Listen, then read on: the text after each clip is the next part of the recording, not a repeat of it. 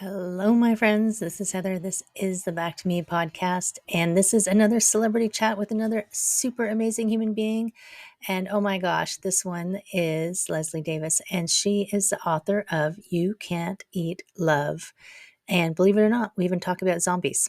So if you find this episode interesting, please leave me a comment. Let me know. And of course, as always, I would totally appreciate it if you shared this with all of your friends.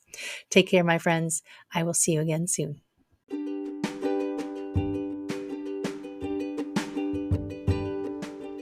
Hi, my friends. Welcome. This is the Back to Me podcast, and this is Heather, and I am super excited that you're here. You are going to hear some tips and some tricks and some ideas to help you live your happiest and healthiest self. I call it Back to Me because when you are taking care of yourself, back to me, then you can take better care of others, and we can all make the world a better place. This is Wellness Your Way, and I am super happy that you're here.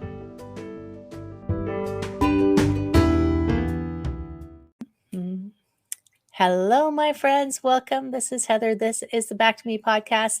This is Friday, which means amazing humans are joining me.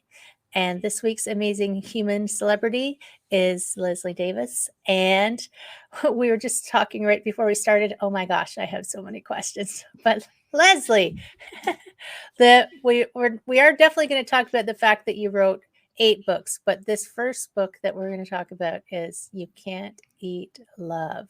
And I know that became because of something that happened in your life. So can you tell, I guess, like, how did you come up with the title for the book? Maybe that'll start it out. Well, Heather, first, let me thank you so much for having me on here. It's really such a privilege for me to join you and speak to your audience, and I'm so grateful.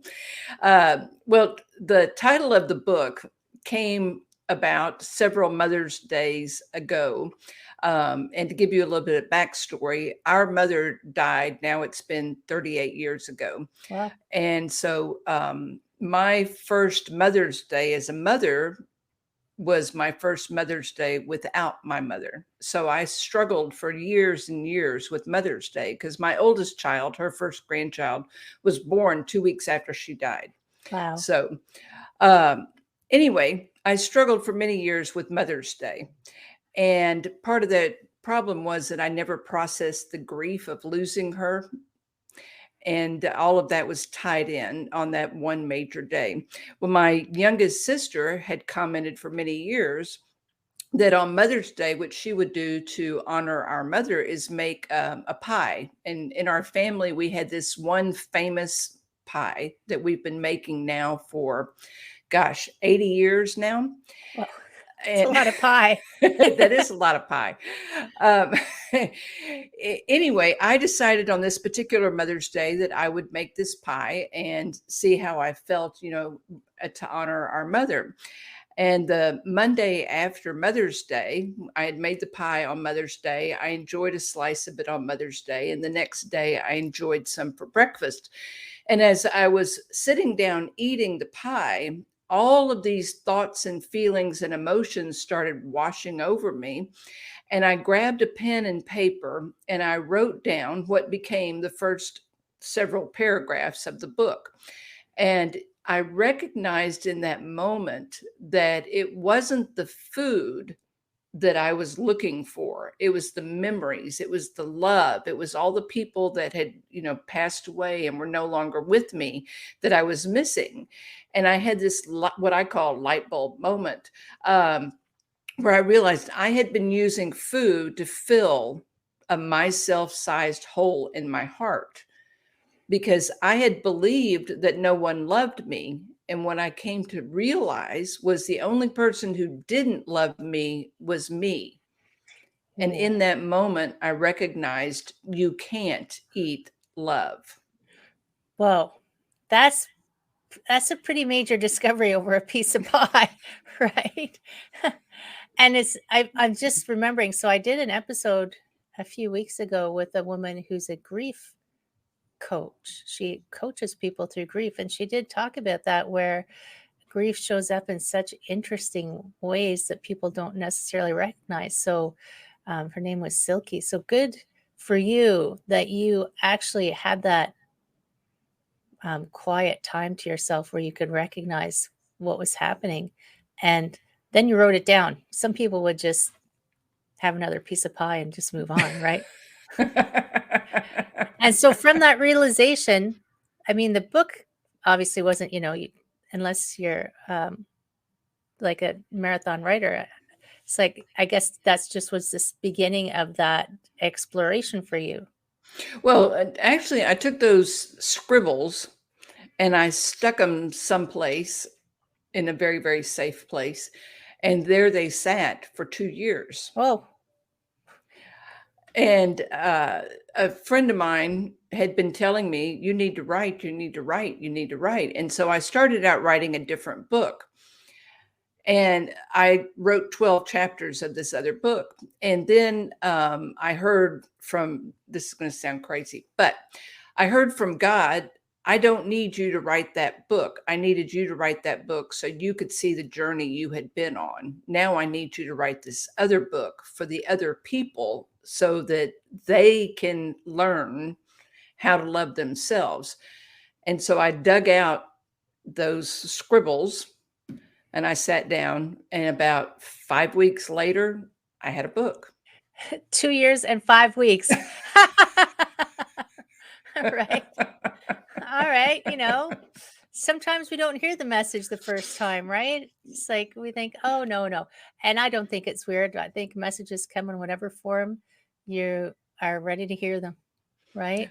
100%. And learning to be receptive to hearing the messages and then taking action on the messages is very, very important. But the thing about You Can't Eat Love is it's about learning to love yourself and changing your relationship with food. And I had a counselor read the book before I published it. And she said, this could be called You Can't Drink Love, You Can't Drug Love, You Can't Fill in the Blank Love, because Right. it's not about dieting. However, the tips, the tricks, the techniques, the stories, and all of that are what I used to help me lose almost 100 pounds, and Wow. not just lose it, but keep it off. Right, and you weren't going to Weight Watchers or weight loss clinic or whatever the latest thing is. I wasn't using anything, I wasn't using the latest gimmick that they're running on TV. I did use Weight Watchers because, as I say in the book, I had no clue what portions looked like. I had no Oh, clue, what balanced diet looked like. I needed, a structured framework for the food. However, this is a ginormous however in all big capitals and all that kind of stuff. What I realized was that 80% of my weight loss occurred from my shoulders up. The evidence was from the shoulders down. right. And I guess how do you it, I do agree that because when I first started on I think I need some you don't know what you don't know. You have to find the education of what is healthy eating if you don't know and you've never done it. So not to diss you Weight Watchers because I was a member too, but but it does have to come from here, like from your head, because there's there's a lot of conversations going on up there a lot of the time, and that affects the rest of you. Yeah, because what I came to understand, and I did this, as I would be tracking my food, and I would write down when I would overeat, I would write down, okay, what the heck was going on? And Hmm. I started doing that by accident. And I started realizing my feelings, my thoughts, my emotions, and all of this stuff were coming into play. And I had never labeled myself as being an emotional eater, a stress eater. And, I just ate. I was a sneak eater. I was all kinds of other eaters, but I never put the emotional or stress label on it. But what I came to recognize is I was eating instead of feeling. Right. We all have our coping mechanisms for things, Correct. right, that we don't Yeah. want to deal with. And that's why I call it, that was my drug of choice. That was what I used to calm the tension down, because what I would do, and this was all a journey of discovery. Okay. What I came to recognize is when I was overeating or sneak eating, then I would feel guilty and I would feel shame. I could manage those emotions because I'd been managing them for most of my life. The Right. emotions that I struggled with were sad, unhappy, angry, mad, even happy, just plain old happy. I struggled with those because so much of my life I'd been told, well, you shouldn't feel that way. Oh, right. Yeah. And And so that sets off that tension, and you've got to do something to relieve the tension. right. And I'm just thinking because you were talking about these different food being your drug of choice and the like having to face the emotions. So I'm imagining this is going to come up probably for the next 40 years that imagine COVID if you weren't ready to sit with yourself and face whatever was going on for you. Like I have a joke. We have a joke between my husband and I that what stayed open when we were in lockdown was the grocery store, the liquor store, and the coffee shop. 100%. So you're thinking those were our coping oh, and now we sell pot legally, by the way. You could have gone to the pot store too. But it's like we have the only thing that stayed open was the things that we needed so that we could cope with the discomfort we had from the uncertainty, that maybe we were scared, maybe we were lonely, maybe we'd never spent any time with ourselves to listen to the inside of our head, but we kept their escape routes open. So, oh my gosh, your book should have been on the checkout counters of every one of those stores. And maybe we could have helped a few people avoid the COVID-19, that as they call it. Yeah, the COVID-19. Oh my And gosh. that's very, very true, because the only things that were open were the things that people were turning to release the tension, to cope with the situation. And as I said, part of my journey was learning how to feel the feelings without running from them. And I say in the book, and I say to people that I work with, because I do work one-on-one with people, I say to them, if you're struggling with a feeling, sit in it for as long as you can. Sometimes it's 30 seconds, sometimes it's a minute, sometimes it's 10 minutes. Sit there as long as you can.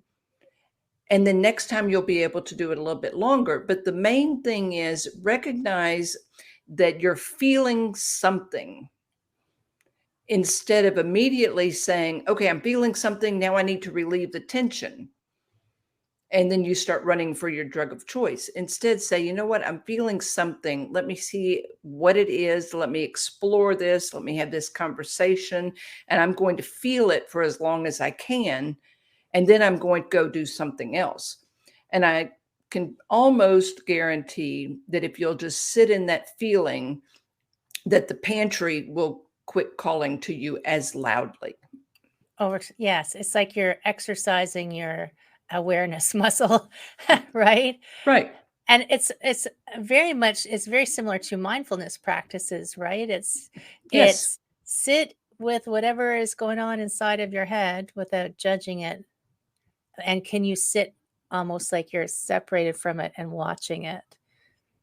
And that gives you that, if you need to step out of it, because being deep in that whirlwind of an emotion can be overwhelming. And then I can understand wanting to escape from it. But if you can sit and watch it, then you have so much more chance of just breathing through it, right?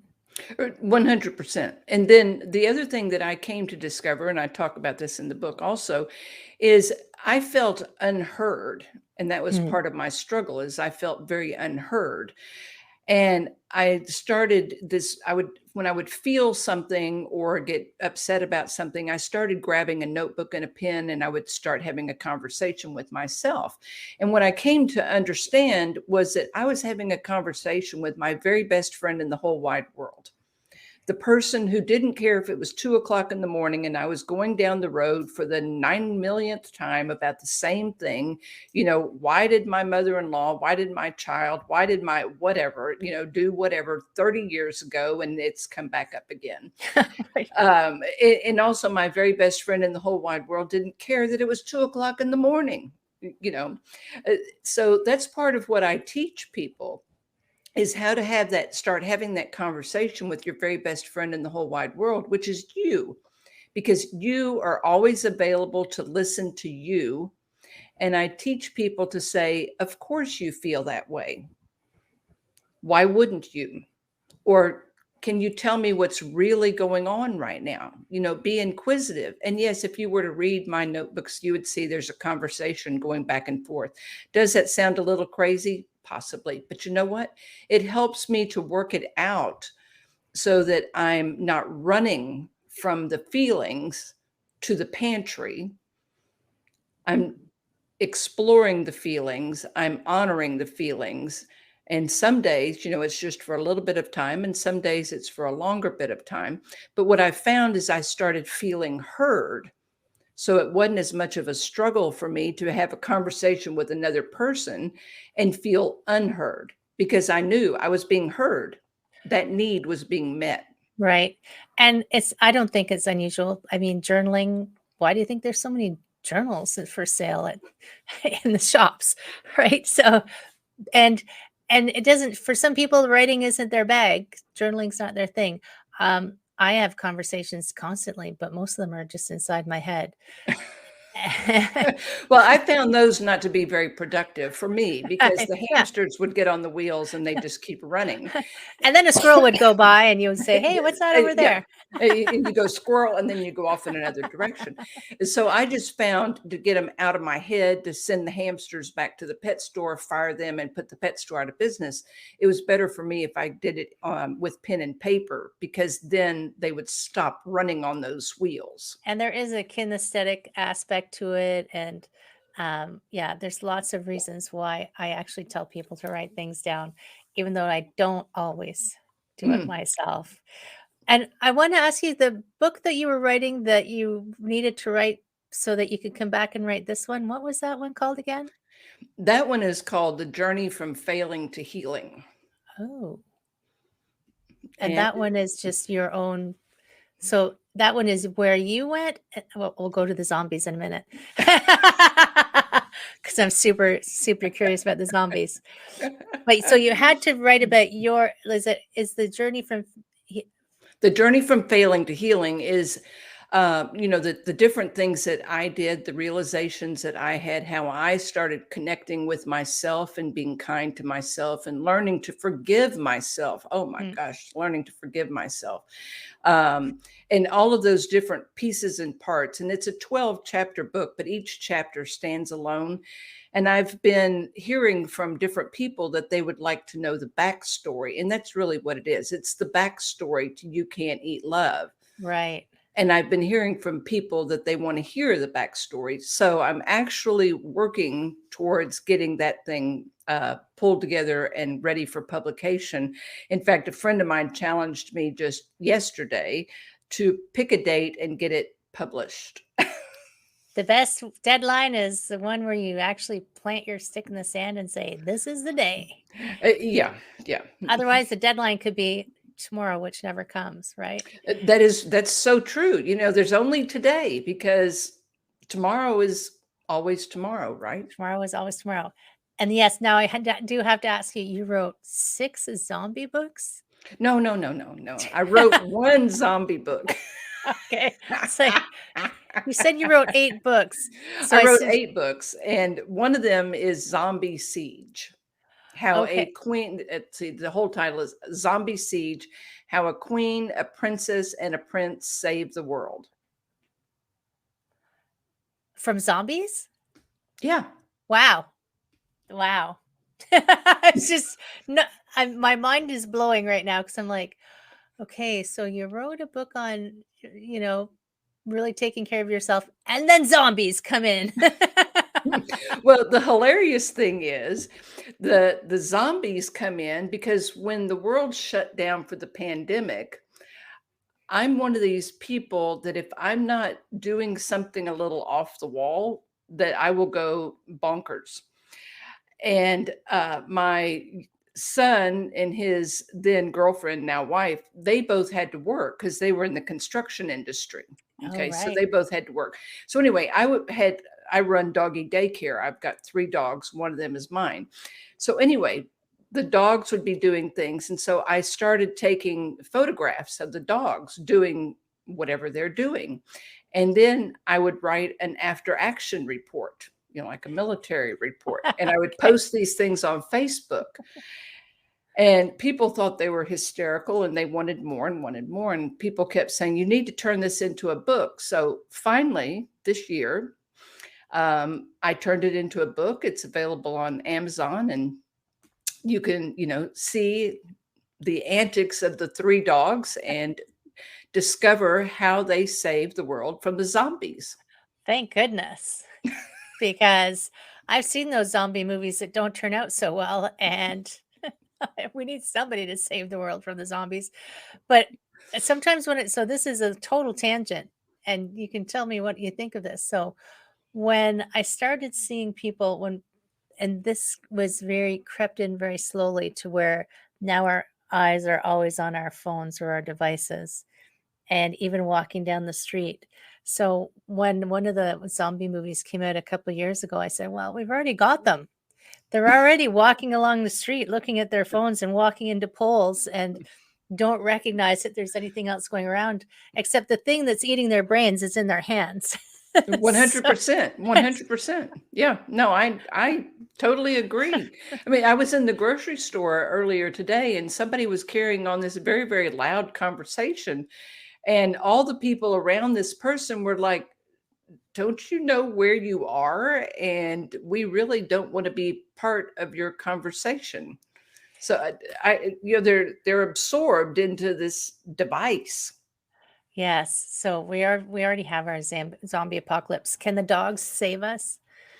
Yes, they can save us. Okay, good. But they saved me because, I would take them out. We live on a little over 2 acres, so I'm very fortunate because I would take them out 3 to 4 times a day and I would walk for 20 minutes out in the back part of our yard so they could run wild and free. So yes, they did save us. Wow. Yes, dogs are actually really good at saving you, and you don't even know you need saving. Right. Because even though they're not your very best friend, they're probably your second best friend, and they won't give you a hard time if you tell them the same story over and over, right? No, they don't care. They don't care. No, not at all. In fact, my So kids during the shutdown, they gave me an Alexa so I would have somebody to talk to. that's awesome. Well, the dogs will listen, they just don't answer. Alexa answers, Correct, right? correct. And if you tell her thank you all the time, she comes on and she says, I really appreciate how much, how polite you are. I really appreciate how you appreciate me. And I always tell Alexa, well, I do appreciate you. Wow. Seriously, we're getting a little crazy in the AI world. Um, so I know we went off to zombies, but when we come back to you can't eat love. So it's not the story because the backstory is not out yet, but it's the practical how to. Yes, and it's the how to and the why, Okay. and helping other people um, shortcut what essentially took me almost 2 years to figure out. 2 years and 5 weeks. It took me the 2 years and 5 weeks to figure out what I needed to do in order to start loving myself. And so the book is a shortcut so that people can start doing something, taking action immediately and start learning to love themselves. And I've had feedback from readers that they struggle to get through the first chapter because in the first chapter, I talk about the lies I told myself. And, they're confronted right there in black and white with the lies that I was telling myself, and they're the same lies that they're telling themselves. And anyway, but I move people through, this is what we need to do next, and reassure them, I'm right here with you. You're not by yourself. Yeah, because I know like so the the bookstores have shelves and shelves of self-help, and without action, it's just another book on the shelf, right? It's like, I know that I've read self-help books and said, "Oh, that was interesting," and then put it away. But it is that, like, it's confronting, and if you can still be with that confrontational aspect and then do something, that's so key. Yeah, because I mean, I take people through I mean, we've got the holidays coming up, right? Oh, yeah, we were talking about that. Yes, and among the things that happens during the holidays is, that Great Aunt Sally shows up there, and she's always, shoving food in your face. Or Uncle Bud is there and he's trying to pour a drink for you, or you know who these people are. And one of the things that I talk about in the book is, let's identify these sabotagers that are in your life. And yes, you can be one of them. Oh, yes. And so we identify the sabotagers that are in your life, and then let's come up with some strategies to deal with sabotagers. And then let's come up with some celebrations and rewards when we are at least 50% successful in executing our plan. I'm big on rewards because I believe, let's reward, celebrate that which we want to continue, ignore what we want to stop. Right. And the celebration isn't necessarily a piece of pie. I rarely recommend that the celebration be food related at all. Because that's the thing that you're trying to. Well, but let's look at this. How many times in your life, and it's even on commercials and TV and all that stuff, how many times did you get taken out for dinner because you got good grades? How many times did you get to pick up a candy bar in the store because you behaved in the store? How many times did someone say, well, let's go eat something because you're feeling sad?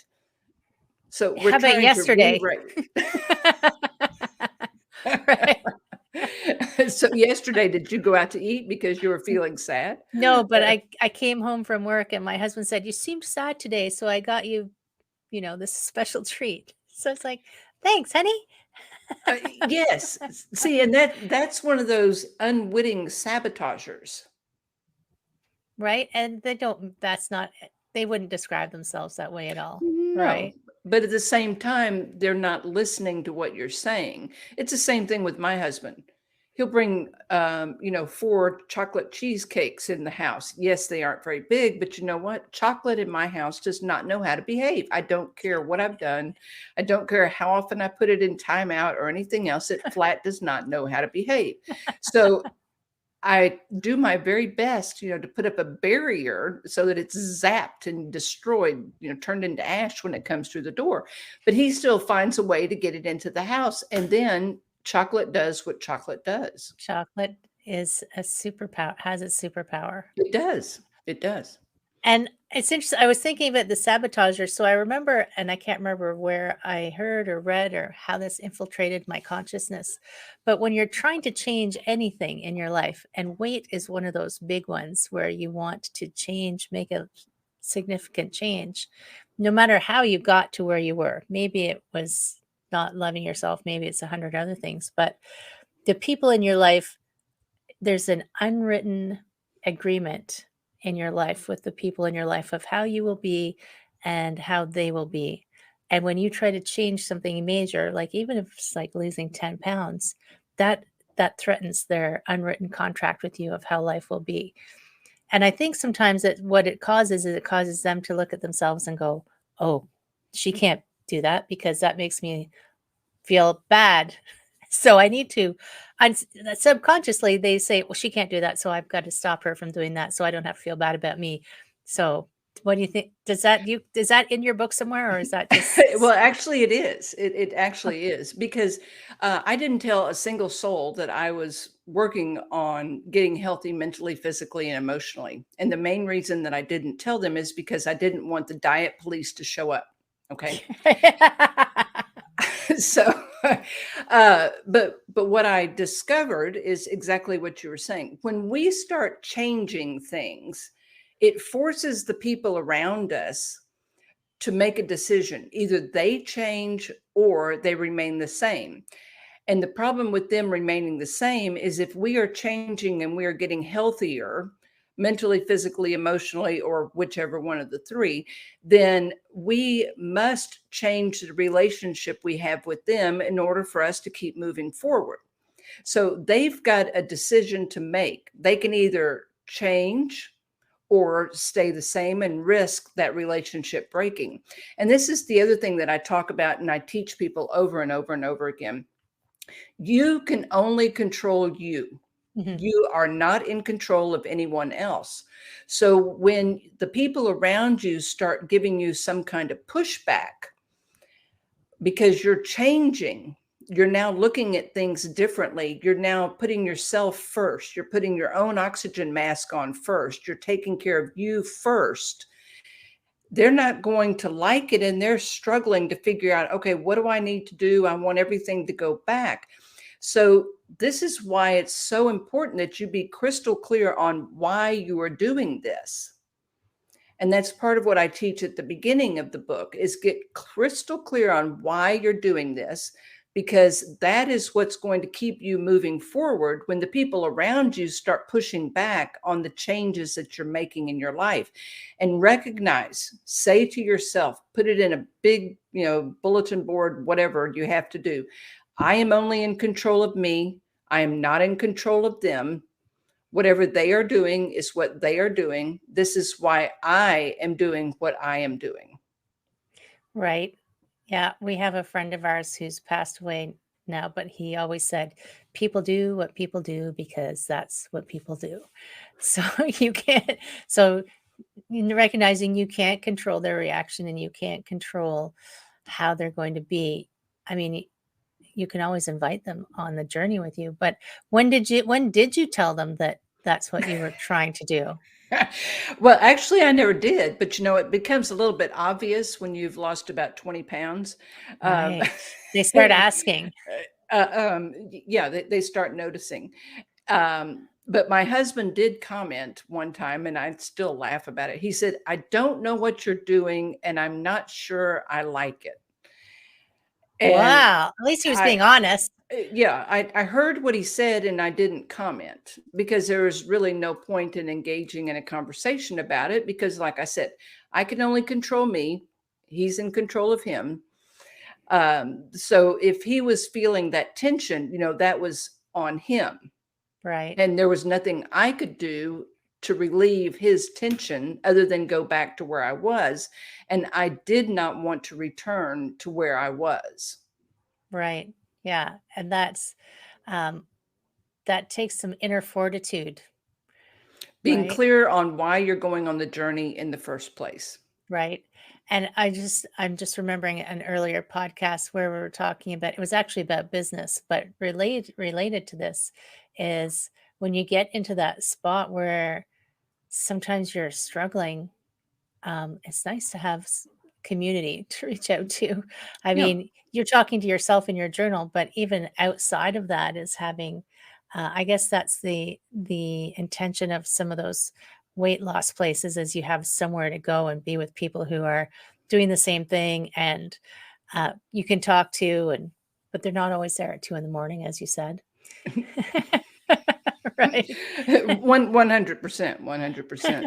Well, and then the other thing that I I came to realize was how many times have you said so and so made me sad or mad or angry or whatever? Okay, um, I'll give you this one for free. Thanks. What I came to realize is no one can make me anything except reservations for dinner. And I prefer at a five-star restaurant and they pick up the tab. Right.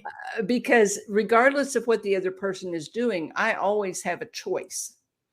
I always have a choice as to how I feel, how I react. The same thing, if I'm being honest and kind towards the other person, they have a choice as to how they react or feel. It's not my responsibility to take care of them with regard to their reaction or their feeling. My responsibility is to be honest and kind. And it's not their responsibility to do anything for me based on my reaction or my feeling. because I've got a choice. And people struggle with that sometimes, right? Yes, because it's part of our language to say that so and so made me such and such. You made me so mad. Yes. Yeah. Yeah. But let's start reframing those. I am mad because this happened. Let's Right. focus on behavior and not people. Right. Is that in the book too? It is. Whoa, look at you go. Yeah. How big is that book? It's 161 pages, but I was very economical with my words. Okay. Being someone who always reads the Coles notes of things, I appreciate that. I say, just get to the point. Just get to the point. I'm Yeah. one of those impatient readers, which is interesting that I could actually get through a Barbara Kingsolver book. But I don't think I ever read her. oh my gosh, she has a lot of prose, let's just say. Mm. She uses a lot of words. And but that's not what we're talking about. No, no, no, Um, no, no. so the book really is just helping people through that process, right? And then they can hopefully have a community or find a community. I mean, you said you work with people as well. Do you work in groups or just one-on-ones? I work one-on-one with people. We've got a Facebook group, a closed Facebook group also. But I find that because different people are dealing with different things, it's a little bit easier to work one-on-one with people. And what I usually do is 2 30-minute sessions a week, or because you're digging into all kinds of things and your brain needs time to process, Mm-hmm. and you don't want to get that overwhelmed, because then what does overwhelm do? It sets up tension, and then what does tension do? So anyway, but I work with people like 30 minutes at a time, and we deal with this, we practice this, we identify what's coming up, and we work on it. Right. And it's a marathon, it's not a sprint, right? Oh, 100% it's a Yeah. marathon. And Yeah. not only is it's actually longer than a marathon, it's one of those ultra, ultra, ultra marathons, because you're looking at the rest of your life. Because let's face it, we're talking about undoing habits, beliefs, and practices that you've been immersed in your entire life. And depending upon how old you are, you've got to untangle those things. And what people have a hard time realizing is it took you this many years to get there. Well, you're not going to undo it overnight. Right. And I was laughing. There was a commercial on for some new diet product where you can lose, let's see, was it 78 pounds in 90 days? And I'm like, what the heck do you That's learn not in even that time? healthy. No, it's not. And I'm thinking you're going to look like Jabba the Hutt. That's just from an entirely just health perspective. That's too much to lose at one time. That'll Yeah. throw your body into rebound, shock, trauma, the whole shoot and Well, match. forget about that. If you have that much weight to lose, imagine how loose your skin is going to be because you've lost the weight so fast. Right. And I still laugh at myself, because when I got on the scale for the very first time back in 2015 and saw how much weight I had to lose, I said, oh, this was in February. I said, oh, I'll have all that gone by December. Ha. It was September the following year when I finally got to where I said, okay, we're stopping here. This is where we're stopping. We're not going any further. So like a year and a half. So it was over a year and a half. Right. But I had time to learn the lessons. I had time to practice. I had time to really change my thoughts, my beliefs. I had time to change my habits. And time to let the other people around you adjust as well. 100%. Back to Yeah. the people who will be disrupted Yeah. by the new and improved the new and improved you. Yes. And I had time, to buy new clothes. Right? You can't buy a new wardrobe overnight. You gotta No. like ease into it. Yeah. Yeah. And your book Is your book, I'm assuming your book must be on Amazon. It is. It's on Amazon. It's in Barnes and Noble, Walmart, Target. I mean, it's on the websites for Walmart, Target, Barnes and Noble, all that. Can they get it on your website too? Yes, you can go to my website and get it as well, which is the Awesome. website is youcan'teatlove.com. Wow. I'm amazed that one was still available. It was meant to be. It was meant to be. I Totally meant grabbed to it. be. I grabbed it. So the website and everything are going to be in the show notes, so everybody can just click, click, click away. And I'm always interested. Do you have any final words of wisdom for people? My final words of wisdom would be, no matter where you are right now, no matter how many times you've tried, no matter what you have tried, you're not a failure. First of all, the word fail stands for first attempt in learning, and you never fail until you quit. And right now, if you do not believe you are enough, I will believe it for you until you're able to believe it for yourself. That's awesome. I actually have a Post-it note right over by my computer that says I am enough for when I forget.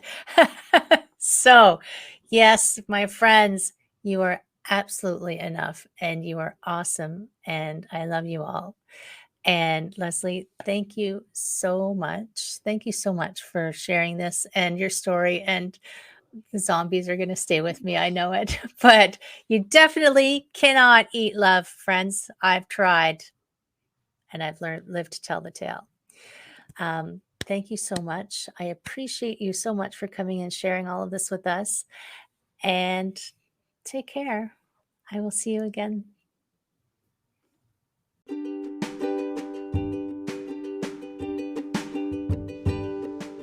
Hi, my friend. Thanks so much for listening to this entire podcast. If you found it useful and you're like me and you like helping others, please feel free to share this. Just give it a like, give it a comment. If you found something useful in it, there's a chance that someone else will find something useful as well. Also, if you have any questions at all, I can absolutely help and I would love to help. You can email me at heather@prosperityflowcoaching.com. If you want more of this awesome content, you can follow me on Instagram, Heather Stewart Coaching. You can follow me on Facebook, Prosperity Flow Coaching. And I have a personal request. I want to help as many people as I can with these podcasts. And if you could give me a review, hopefully a good one, if you could share, if you could send this out into the world, I would truly appreciate it. I hope you have an amazing day. And I hope that you find your way to wellness by getting back to me. Take care, my friend.